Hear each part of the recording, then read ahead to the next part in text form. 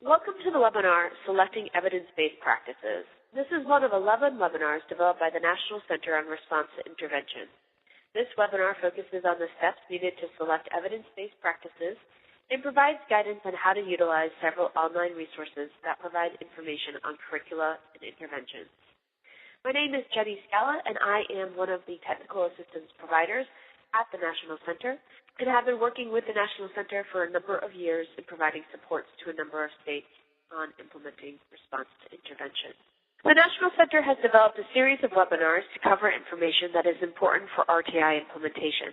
On this slide, you will see the different webinars available in the series. While you can watch the webinars in any sequence, we do recommend that you first watch the What is a Multi-Level Prevention System webinar, since this webinar that I'm going to be doing right now assumes a general understanding of the RTI multi-level prevention system. During the presentation today, we'll first be going through some steps that you should follow for selecting evidence-based practices, then followed by a demonstration for using online resources. We'll be highlighting 3 websites: the What Works Clearinghouse, Best Evidence Encyclopedia, and the National Center's Instructional Intervention Tools Chart. Upon completion of this webinar, participants will be able to define characteristics of evidence-based interventions and research-based curricula, use online resources to identify, evaluate, and select evidence-based interventions and practices, and evaluate fidelity of implementation and outcomes. One helpful way to check your understanding throughout the webinar is to complete the accompanying vocabulary handout. The handout provides a table with a list of key terms on the left side with columns on the right side for you to track your understanding before and after viewing the webinar. Before viewing the webinar, you should make some predictions of the meanings on each term.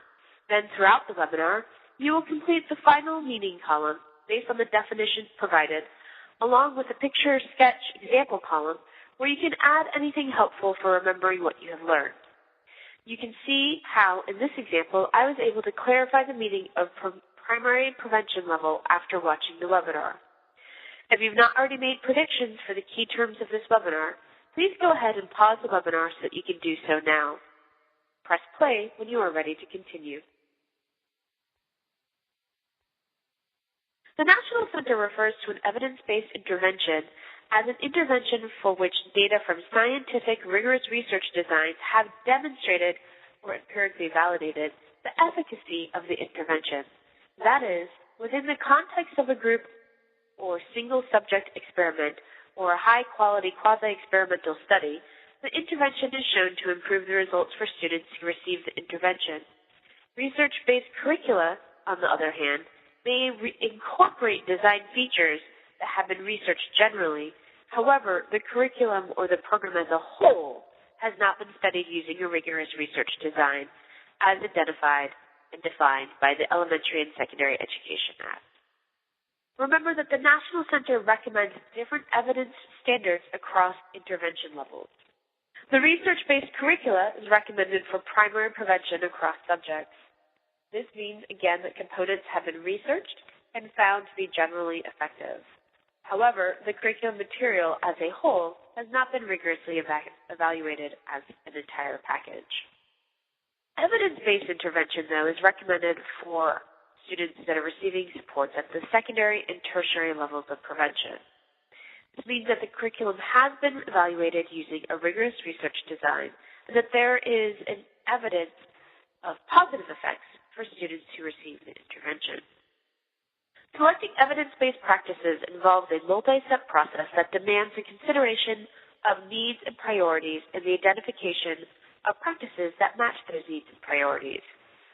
A critical and sometimes often overlooked step in this process is the review of existing evidence to ensure that identified practices meet established criteria for being evidence-based. Once evidence-based practices are selected, the process shifts to implementing those practices with fidelity and evaluating the effectiveness of those practices in improving student outcomes. To select appropriate evidence-based practices, the following steps are recommended. First, to identify the needs and priorities. Second, to select practices to address the needs. Third, to evaluate the evidence claims. Fourth, to implement the practices. And fifth, to evaluate the effectiveness. The first step recommended for selecting an evidence-based practice is to identify the needs and priorities. In identifying needs and priorities, you should, first of all, gather a team. The team should include key stakeholders in the school or district. The team's composition may vary, but it is recommended that the team include a diverse group of stakeholders. At least one team member should be familiar with data interpretation and evaluating research claims. Secondly, conduct a needs assessment. This allows you to gather information from multiple sources, for example, from teachers, parents, administrators, students, and community members. You then compile your data to identify your areas of need. For example, academics, behavior, school climate, professional development. And third, then you will determine your priorities or what factors you consider and the team considers to be most important. There's more information on this step in the National Center's Tools Chart User Guide for the Instructional Intervention Tools Chart. In determining needs and priorities, it is important to look at the baseline performance of indicators of interest. This might include academic achievement of students, disciplinary referrals, or attendance and truancy data. In thinking about your needs, ask yourselves and your team these types of questions. What skills do we need a secondary intervention instructional program? Is there a specific academic outcome or measure for which we're interested in providing supplemental instruction? For what grades do we need the instructional program? And will this program be used with all students who are not progressing in the core curriculum or only with a specific subgroup of students? Which subgroups? Again, there's more information in the Instructional Intervention Tools Chart User Guide produced by the National Center. In addition to determining your needs for an instructional intervention program or an intervention, your team should also consider its priorities. Although you may want a program that meets all of these criteria, such a program may not exist. You will need to weigh your priorities carefully when making your decision. Often teams overlook this step, and it's really important that you go through and have discussions about these questions and to determine your priorities. After teams have identified their needs and priorities, they will then need to identify practices that address those needs and priorities. Evidence-based practices are not only essential for multi-level instruction. As discussed in previous modules and webinars, it is important to identify evidence-based screening and progress monitoring tools. Data collected from these tools should be interpreted using evidence-based decision-making criteria. We can then use this data to select evidence-based interventions that then match student needs. The next few slides provide a couple of examples of resources where you can find evidence-based practices. As we learned from previous trainings, evidence-based progress monitoring and screening tools can be found using a variety of resources. Here are just a select two. The National Center has a tools chart for both screening and progress monitoring that identifies various tools. IES practice guides, there are a couple related to RTI. The IRIS Center also has modules and an RTI assessment training other modules that might pertain and give some information to select resources. We've also discussed several resources available to assist teams in identifying evidence-based data decision criteria. IES has a practice guide called Using Student Achievement Data. The Department of Education has the Doing What Works website, which has some information about database decision-making. The American Recovery and Reinvestment Act website also has some additional information. In the IRIS case study, there is a unit on RTI focusing on database decision-making as well. Numerous resources exist for identifying evidence-based practices. The first three resources, What Works Clearinghouse, Best Evidence Encyclopedia, and the National Center on Response Intervention's Instructional Intervention Tools Chart, are searchable databases that allow users to search for interventions by a number of features. These features include grade level, content, delivery method, among others. Although these sites are similar, each has its own criteria for determining what is evidence-based. And this will be discussed in more detail later in the presentation today. We do want to point out that being aware of those different criteria is really critical as you're using the different websites. The practice guides are published documents from the Institute of Education Sciences. which provides summaries of research-based practices in math and reading. The IRIS modules, and IRIS stands for IDEA and Research for Inclusive Settings Center, modules provide training and research on various teaching practices. Once a team has identified practices that meet their needs and priorities, the next step is to evaluate the evidence claims. And when teams evaluate the evidence claims, they should consider the following questions. Where can I find evidence? What type of evidence exists? What is the quality of the evidence? The desired outcomes? What are the effects of the intervention? And is the sample population similar to my own population? We will discuss these questions in more detail in the next slides. Evidence for programs can be found on curriculum websites and in various peer-reviewed journals. You can find peer-reviewed journals in a number of locations, including ERIC, Google Scholar, Education Abstracts, and lots of other places. If these resources are used, it is important for a team to have established review criteria prior to evaluating the evidence. Caution should be taken when evaluating evidence provided by the publisher. Some questions to consider when looking at published data include, did an independent researcher conduct the study? Are the results from a rigorous research study? Is the study population similar to the school or district population of interest? And what outcomes and skills were targeted? To assist educators, several resources publish independent reviews of instructional practices using rigorous review criteria. The outcomes of these reviews can be found in the IES Practice Guide, What Works Clearinghouse, Best Evidence Encyclopedia, and the NCRTI Instructional Interventions Tool Chart. Links to these resources are online as well. Since most teams don't have time to look through all these individual groups in terms of looking through the peer-reviewed journal articles to establish the review criteria and then sifting through existing research, several groups funded either through federal funds or state funds have done this work already. The following are examples of sites that have conducted rigorous reviews of existing education practices or interventions and then gone ahead and published the results for others to use. It is important to remember, as I said earlier, that each site has its own review criteria and expected level of rigor. For example, the What Works Clearinghouse is the most stringent review criteria, which results in fewer practices being considered evidence-based. You might find a tool that is considered evidence-based on one site, but not another. You may also find that some tools are on some sites, but not others. This is because there are also differences in how tools or practices were selected for review. For example, if a publisher says that it has an intervention, then the What Works Clearinghouse conducts a thorough review of peer-reviewed journals to identify all existing evidence and then rates the program based on the reviewed evidence. The NCRTI Instructional Intervention Tools Chart, on the other hand, reviews the research of the tools submitted by the publisher.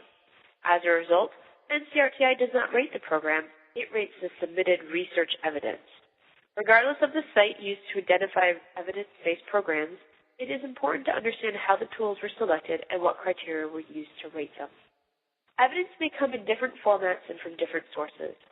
Teams can review actual research studies, such as a technical report, which provides evidence about its effectiveness, or a summary of the existing research, which is common on the websites we just discussed, as well as the IES practice guides. Many people often depend on peer or publisher claims, such as a district that believes a program is effective because a neighboring district claimed it raised their test scores.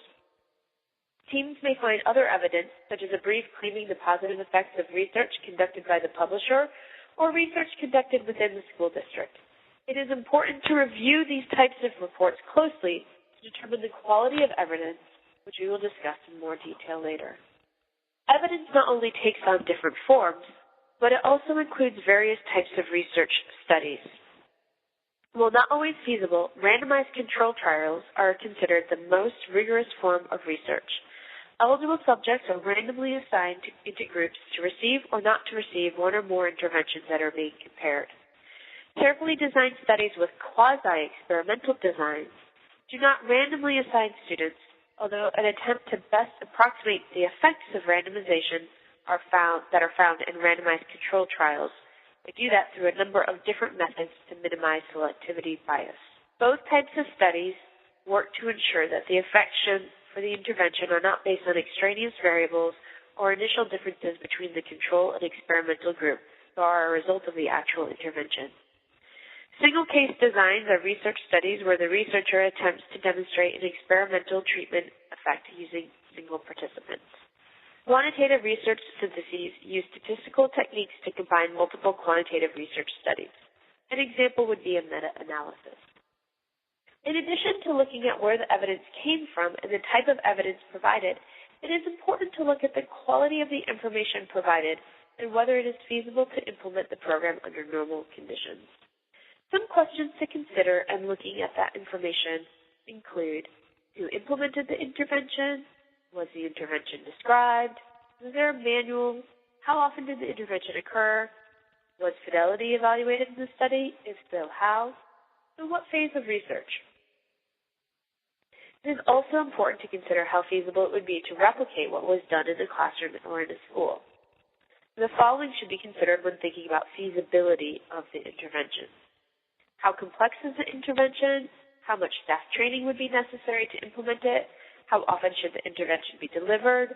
What was the student-teacher ratio? And how much does it cost? It is also important to think about what outcomes are measured in the study and whether the outcomes assessed are relevant to the outcomes of interest and feasible for your population. In addition, it is important to know what measures were used to evaluate the intervention outcome and if these measures are reasonable, relevant, reliable, and valid. The measures might include both proximal measures, which assess aspects of competence that the program was directly targeted to improve, and distal measures, which assess aspects of competence that are related to the skills targeted by the program, but not directly taught the program. After considering the rigor of the study, the next step is to evaluate the effects. Effect sizes are useful when comparing programs and identifying programs with greater potential for student gain. The effect size is a standardized measure of the magnitude of the relationship between two variables, or more specifically in this case, the magnitude of the relationship between the performance of students participating in a particular intervention and an outcome of interest. The larger the effect size, the larger the impact participating in the intervention had on the outcome. Generally, research literature identifies effect sizes as 0.80 or greater as large effects, and 0.50 as moderate effects, and 0.2 to 0.3 as small effects. You want to look at programs that not only are supported by evidence from technically rigorous studies, but also show positive program results. Various sites report the effectiveness of programs differently. For example, NCRTI Instructional Intervention Tools chart calculates the effect size across all studies submitted using a standard formula and then offers this information so that viewers of the chart can compare for themselves across studies for the outcome measures in which they are interested. The What Works Clearinghouse presents this information through what they refer to as an improvement index. Some sites fail to show the strength of the effect and instead just rate the program as effective or not. It is recommended that effect size be reviewed in making decisions about programs. It allows teams to make comparisons and determine which programs are likely to result in the level of growth needed to close students' gap. It is important to review the sample population in the study to determine whether the intervention has been evaluated for students similar to the demographic of a district, school, or population of interest. For example, teams may be interested in interventions with positive effects for a targeted group of students, such as students that are English language learners or students in special education. Some sites that summarize program research do not report this level of information. Teams may consider using multiple resources to evaluate the existing evidence of a particular program. Now that you understand what to look for, let's take some time to see how several resources can assist educators in making decisions about selecting evidence-based practices. We will be focusing on the What Works Clearinghouse, the Best Evidence Encyclopedia, and the NCRTI Instructional Intervention Tools chart. All of these resources are online and accessible to anyone. At this point in the presentation, I will provide an overview of the resources available on each website. You have two options. You can continue to listen to the presentation while you explore the websites as I talk about them, or you can continue watching the slides, which are screenshots of the website, and then go back and visit the websites at a later time. Remember that if you need more time to look at a website, you can always pause the webinar before moving on. The first resource we'll be discussing is the What Works Clearinghouse, which includes rigorous reviews for programs available in a variety of content areas. If you wish to look at the website now, open a new tab in your browser and type in http://ies.edu.gov/NCEE/WWC/. To find programs, you can click up the tab labeled the Topics, or click on the specific topic under the tab, or you can click on the Topics box located on the far right side, or one of the specific topics listed there. For now, let's click on the Topics tab at the top of the general page. Knowing your needs and priorities prior to using the What Works Clearinghouse is essential for selecting appropriate interventions in an efficient manner. On the general topic page, you will notice that it says topics are defined by intended outcome, intended population, and types of intervention. If you would like to look at topics by intended outcome, you will click on the top-down menu tab below, find WWC topics. Also notice that the topics by intended population and type of intervention are listed below. For each of these topics, you will see one-sentence description of the topic followed by a bulleted list of outcomes reviewed and a list of latest publications. You'll also notice that the green box on the left side says, "Not sure where to start? We can walk you through it." This tab provides additional tips about how you can use the What Works Clearinghouse webpage. For now, let's click on that green box on the right side of the screen that says, "Find what works and create your own report." This will provide us with more extensive search features. Once in the Research Search feature, you can search by the name of the intervention or select your own needs and priorities. Again, you'll see the outcome domains listed on the left. For desired outcome domains, let's choose Reading Achievement. For grade levels, click on Second Grade. For population, click on General Education. You can also select the level of effectiveness, extent of evidence, delivery method, and program type. For our search, let's not pick anything for effectiveness, extent of evidence, or delivery method. Let's pick curriculum for the program type. It is important to understand that only interventions with the research evidence that meet the WWC standards are included in the search. The number of interventions that meet the criteria for the search feature is included in the parentheses. Now that we have selected our search features, we can create a report by clicking Find. Now we can see the programs that meet our criteria. You can see the names of the interventions, the topic of focus, the topic area of focus, the improvement index, the effectiveness rating, and the extent of the evidence. Above the results of your search is a drop-down menu that says Sort By, which allows you to sort by the intervention name, improvement index, rating of effectiveness, and the extent of evidence. If you click on the tabs, you can learn more about the intervention details and research details. Let's click on Intervention Details. Let's look more specifically at the Accelerated Reader program. Click on Intervention Details to learn more about this program. The next step is to evaluate the programs to see if they meet our needs and our priorities. The What Works Clearinghouse does not rank or recommend programs. Instead, it provides data to support teams in the selection process. That is why it is critical that teams clearly identify the needs of their at-risk population. For example, the program listed, Accelerated Reader, appears to be more effective for reading achievement than reading fluency or comprehension. It is a mismatch between student needs and the outcomes of the intervention. A mismatch between student needs and the outcomes of the intervention could result in non-responsiveness and be misinterpreted as a student skill deficit. The improvement index determines the difference between the percentile rank of the average student in the intervention group and the percentile rank of the average student in the comparison group. In other words, the effects. The improvement index can take on values between -50 and +50, with positive numbers denoting results favorable to the intervention group.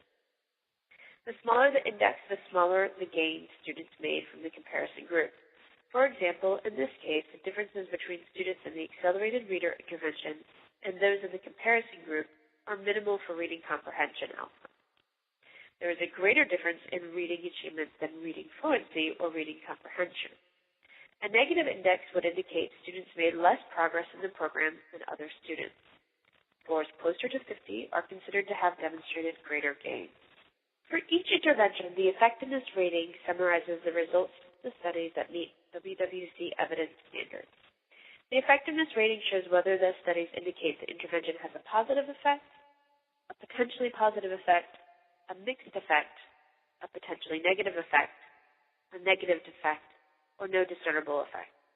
The rating also reflects the degree of confidence in those estimated effects. The effectiveness rating takes into account 4 factors: the quality of the research design, the statistical significance of the findings, the size of the difference between the participants in the intervention and comparison conditions, and the consistency in findings across studies. If you click on the green button that says Glossary on the top right of your screen, you can scroll down to view the effectiveness rating key to see what each symbol means. The effectiveness rating has 6 categories. Positive effects indicate strong evidence of a positive effect with no overriding contrary evidence. Potentially positive effects indicates evidence of a positive effect with no overriding contrary evidence. Mixed effect indicates evidence of inconsistent effect. At least one study shows a statistically significant or substantially important positive effect. At least one study shows a statistically significant or substantively important negative effect, but there are fewer studies that show statistically significant or substantively important negative effect than show a statistically significant or substantively important positive effect. No discernible effects indicate no affirmative evidence of effect. None of the studies show statistically significant or substantively important effect, either positive or negative. Potentially negative effect indicates evidence of a negative effect with no overriding contrary evidence. Negative effect indicates strong evidence of a negative effect with no overriding contrary evidence. 2 or more studies show statistically significant negative effects, at least one of which is based in strong design. No studies show significantly significant or substantively important positive effects. The extent of evidence category was developed to inform readers about how much the evidence was used to determine the intervention evidence rating. It focuses on the number and the size of studies. This scheme has 2 categories, small and medium to large. Domains with a small extent of evidence usually include only 1 study, 1 school, or findings based on a total sample size of less than 350 students, assuming 25 students in a class. There are fewer than 14 classes across the studies. Domains with a medium to large extent of evidence include more than 1 study, more than 1 school, and findings based on a total sample size of 350 students, assuming 25 students in a class, a total of at least 14 classrooms across the studies. To evaluate the evidence in more detail, in its relevance to your needs, click on either the name of the program at the top of the green or the words Read Full Report. The report includes information about the number of studies identified and that met the criteria. For example, for this program, 100 studies were identified, but only 2 met with WWC evidence standards. The remaining studies did not meet the What Was Clearinghouse evidence screen. This report also includes costs, population samples, publisher building, description of the intervention, and the range of effects. This page shows that although the average for general reading comprehension was 0 percentile points, the range was -12 to +12, with the -12 meaning that some students performed 12 percentile points lower, and the +12 means that 12 percentile points higher. Another useful site is the Best Evidence Encyclopedia. If you are able, open a new tab in your browser and go to the website http://www.bestevidence.org to follow along. The Best Evidence Encyclopedia uses less stringent review criteria than the What Works Clearinghouse. At the top of the page, you'll notice that there is a menu that includes About the BEE and Review Methods. Before using this site, it is recommended that you review this information to understand the criteria for inclusion of programs and how they are reviewed. On the left side of the home page, you will notice the Program Reviews list. Here you can click on the relevant topic to review programs and the reviews. Knowing your needs and priorities prior to using the Best Evidence Encyclopedia is essential for selecting appropriate interventions in an efficient manner. For this demonstration, let's select middle and high school mathematics. At the top of the page, you can find programs that show high or moderate effects, find programs that show limited effects, find programs with insufficient evidence, and see key findings, which is a summary of the review and the methods used to review the programs for middle and high school mathematics. Below these options, we find a short summary of the research report. The information in this section is based on a review that summarizes evidence on 3 types of programs designed to improve the mathematics achievement of students in grades 6 to 12. Mathematics curricula, MC, such as the University of Chicago's School Mathematics Project, Connected Mathematics, Saxon Math, and the other standard and alternative textbooks. Computer-assisted instruction, CAI, such as I Can Learn, Jostens Compass Learning, and Accelerated Math. Instruction process programs, IP, such as coordinated learning, mastery learning, and other approaches similarly intended to change teachers' instructional strategies rather than curriculum or technology. A full report or an educator summary can be accessed by clicking the link on the right side. Let's now go back to the top and select Review Methods. After you click on this, you can see the review criteria used to determine a program's effectiveness. Based on the effect size, the type of study, and the size of studies reviewed, programs received 1 of 5 ratings, either strong evidence, moderate evidence, limited evidence, insufficient evidence, or no qualifying studies. Scroll down to see the definitions of the ratings. Now let's go back to the top of the menu and select top-rated programs. You'll notice that a report shows that 2 middle and high school programs were identified as having strong evidence, and no programs were identified as having a moderate evidence. In other words, all the programs they reviewed, only 2 met their criteria as an evidence-based program for middle and high school mathematics. Let's take a closer look at the information the report provides on this table. In the first column, an indicator of effectiveness is provided. In this case, the program has a strong evidence of effectiveness, which means there were at least 2 studies that met the criteria that showed an effect size of at least 0.2. Remember earlier that I mentioned that the research literature identifies effect sizes as 0.8 or greater as large effects, 0.5 as moderate effects, and 0.2 to 0.3 as small effects. The actual effect size is not provided in this chart. The third column indicates the type of program. Remember, the WWC reported this differently. They had it as listed as curriculum, supplemental, or practice. For this example, the program is an instructional process program or labeled IP, such as cooperative learning, mastery learning, and other approaches primarily intended to change teachers' instructional strategies rather than curriculum or technology. The remaining information is about the program, including its name, a brief description, and contact information. In 2010, the Center released its Instructional Interventions Tools chart to help users determine the effectiveness of interventions used in secondary prevention systems.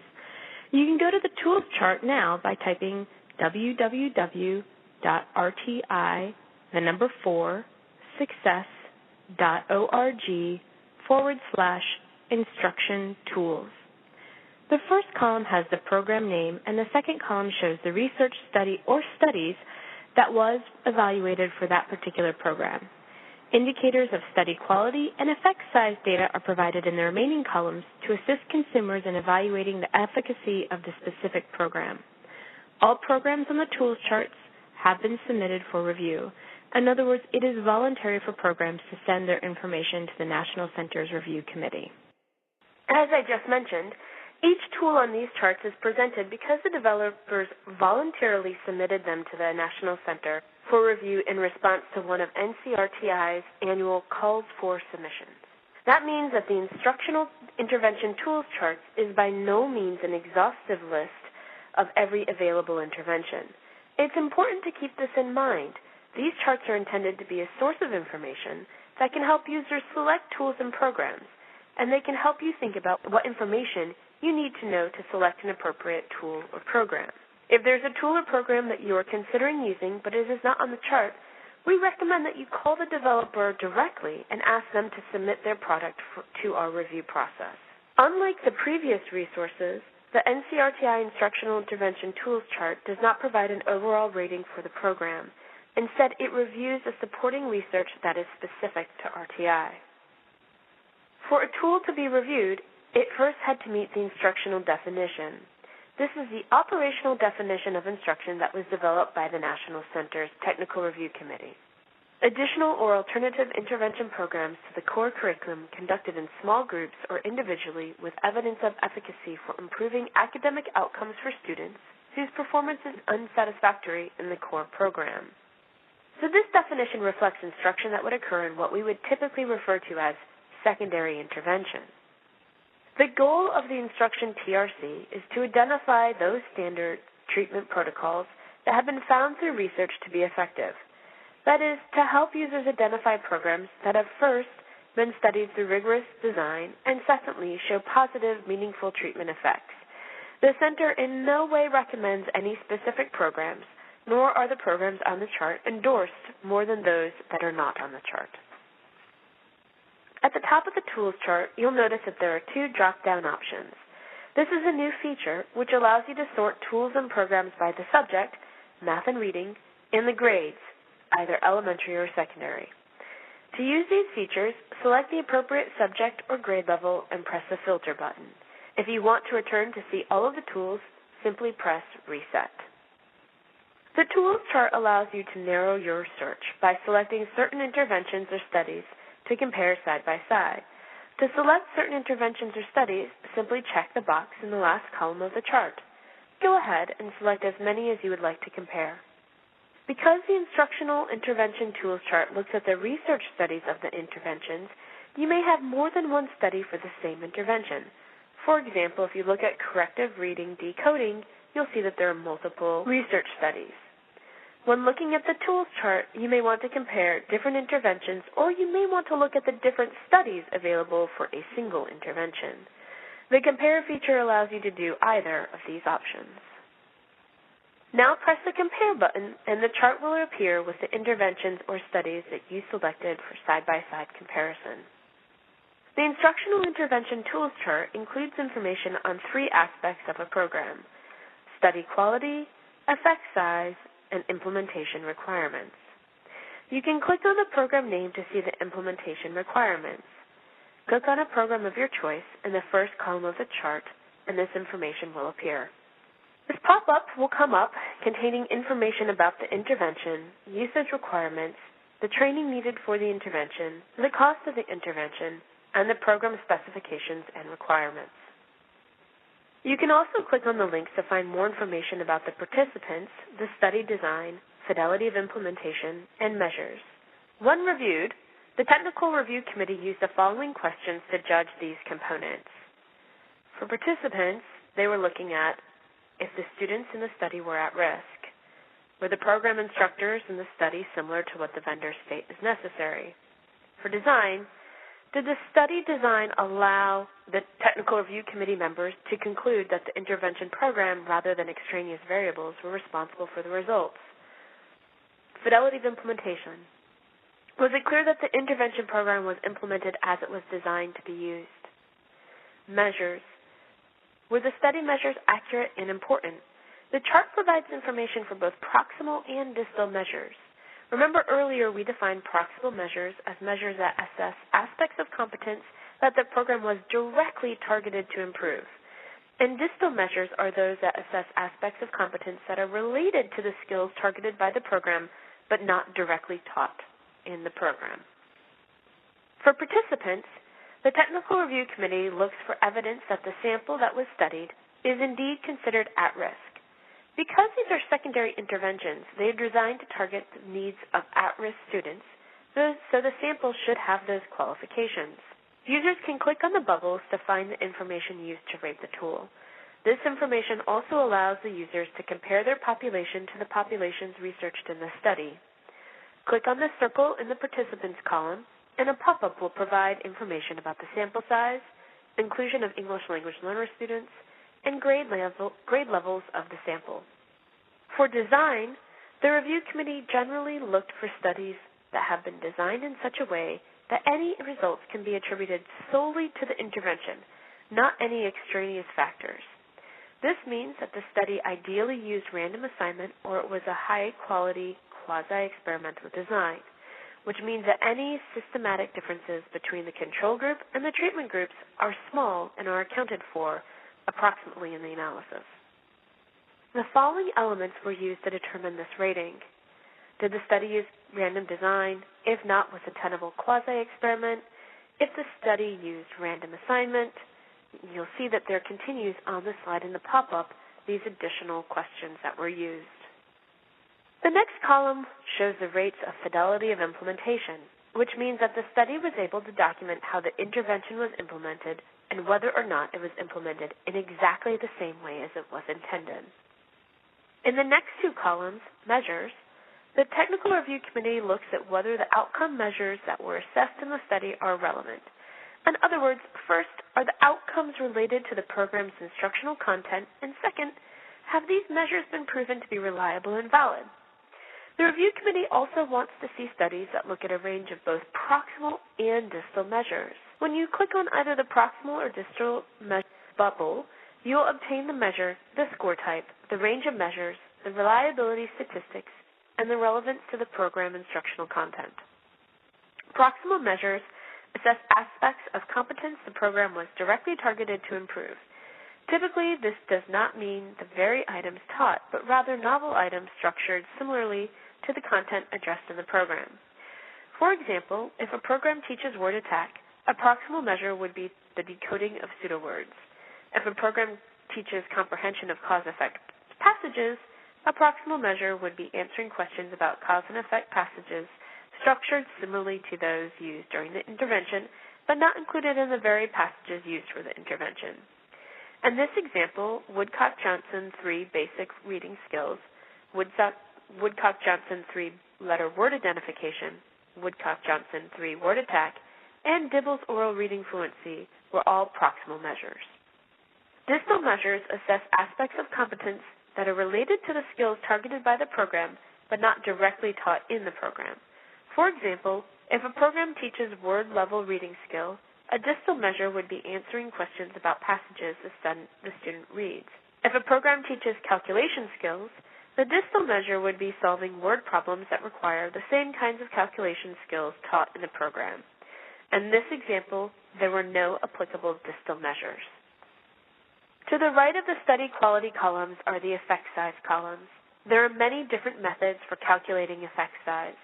In order to ensure comparability of effect size across studies in this chart, the NCRTI used two standard formulas to calculate effect size across all studies and outcome measures.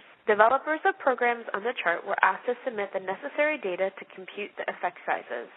Results from both methods are reported on the chart. Effect sizes are separately reported for both proximal measures and distal measures.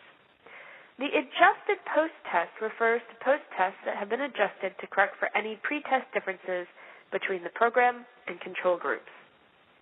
The unadjusted post-test does not account for differences in the program and control groups. It is important to note that the unadjusted post-test is considered less rigorous than the adjusted post-test because means have not been adjusted to account for the pre-test differences. This formula is typically used only in instances where we can assume pre-test group equivalency. You'll notice that many of the studies have a dash in the effect itself. These studies either do not have the necessary data or do not meet the assumptions required for calculating and reporting effect size using the associated formula. The reason for the missing data is provided when you click on the cell. Now let's look at an example. Click on the Reset button on the right side if you have not done so already. Now scroll down to Number Rockets. In this example, the adjusted post-test for the proximal measures was 0.45 and for the distal measures was 0.10. Remember earlier we mentioned the research literature identifies effect sizes of 0.8 or greater as large effects, 0.5 as moderate, and 0.2 to 0.3 as small effects. Now click in the cell, the mean based of adjusted post-test columns. The pop-up shows that the effect of the number rockets intervention varied based on the outcome measures or outcomes. This intervention had little effect on the participants' applied problems on the Woodcock-Johnson applied problem and fact retrieval for subtraction. It had moderate effects on story problems, first-grade concepts and applications, and Woodcock-Johnson calculations. This information can be useful in finding interventions that match the desired outcomes. Effect sizes should only be compared when they are calculated using the same method. Remember, it is important to review study quality and effect size together. For example, you need to make sure that a study that shows large effects does not show low ratings for quality because you are then not confident that the effects shown are as a result of the intervention. In the last column, the tools chart reports the effect size that have been disaggregated for subgroups if available. For example, students with disabilities, English language learners, students from diverse racial and ethnic groups. In the number rockets example, there were no available data. Just selecting an evidence-based intervention is insufficient for increases in student performance. The intervention must then be implemented as designed. Implementation involves providing the initial recommended training and professional development to the interventionist. A plan must be developed and put into place to ensure that the intervention is delivered as designed, including the appropriate time scheduled and appropriate materials. After the initial implementation begins, it is important to provide ongoing coaching and professional development to ensure that the intervention continues to be delivered as originally designed. Ongoing monitoring of implementation is essential. We hear a lot about fidelity of implementation when talking about RTI. What does this really mean? The best way to monitor fidelity is to measure it. Fidelity can be measured through self-report data, observations, or logs and lesson plans. We will discuss each of these in more detail. Self-report data includes questionnaires, surveys, or interviews and may provide an indicator of teacher knowledge as well as the context of implementation. However, it's important to realize that these measures are often unreliable when used alone. Conducting observations can be done by developing checklists of critical implementation components, recording and listening to sessions at random, doing spot checks, conducting peer observations, and implementing peer coaching. Reviewing logs and lesson plans and student work allows for evaluation of what was done. It could include looking at content covered and student progress. It provides less information about the delivery, dosage, and adherence to any scripts, if applicable. Using fidelity data, it's important to use this data to be able to distinguish curriculum and intervention from the quality of implementation when problems occur. When we're evaluating our implementation and are using fidelity data, some things to keep in mind. We can identify implementation strengths in terms of people, potential coaches, components of intervention. We also want to make sure that we're targeting areas in need of improvement. Also applies to coaching, professional development, and possible retraining as needed. The final step in selecting our evidence-based practices is to evaluate our effectiveness. Once intervention is implemented with fidelity, teams can then evaluate the effectiveness of the intervention for groups and individual students. Evaluating the effectiveness of the instruction cannot occur until the intervention has been delivered with fidelity. Otherwise, it is difficult to determine if non-responsiveness is a result of poor implementation or student learning differences. Before determining individual student responsiveness to an intervention, the effectiveness of the intervention for most students must be determined. If most students are not benefiting and the data indicate high fidelity of implementation, the intervention may not be effective for your student population. Once the effectiveness of the intervention for most students is determined and the data indicate that the intervention is effective, it is easier to identify non-responders that are a result of learning differences, not a result of a poor intervention. Evaluating the effectiveness for individual students can be done using progress monitoring data that show trend lines. This is one of the easier ways to show growth over time. You can also monitor groups of students by averaging weekly data points to show a group trend. And thinking about this, remember that ongoing graphed progress monitoring data illustrates progress over time. Data should be reviewed at least every 4 to 6 weeks. Remember from the previous training that it takes at least 8 data points to create a trend line. Decisions are based on evidence-based decision criteria. Criteria for making these decisions about tiered movement and responsiveness should be based on pre-established written criteria using logical practices. General outcome measure versus mastery measures. As mentioned in previous trainings, it is important to distinguish if the progress monitoring measure is a general outcome measure or a mastery measure. By using the mastery measures, we can determine if a student was able to acquire a specific skill. However, a general outcome measure will help us determine if a student is able to apply and maintain this skill. As mentioned earlier in the presentation, practitioners can use progress monitoring data to compare and contrast the efficacy of interventions. The continued use of ineffective interventions can be costly and harmful to students. In this graph, intervention A appears to be more effective than B or C. Instead of providing 3 different interventions to address similar issues, it might be better to focus on intervention A. These types of data can also provide information about what is the realistic growth rate for students in these interventions. To obtain these data, average students' weekly scores to see the growth of the group over time. Once the intervention has been determined to be effective for most students, it is possible to begin identifying individual students who are not responding to the program. In this case, the data indicated that the student was not responding to an intervention that the group data indicated was effective for most of the student's peers. The teacher decided to make a change or accommodate the student's learning difference. And that learning difference could be done by the duration, frequency, intensive, or setting. The data indicate the student is responding positively to the change. Remember, good data in is going to give you good data out. Know where your data came from and the validity of that data. That also includes fidelity of implementation data.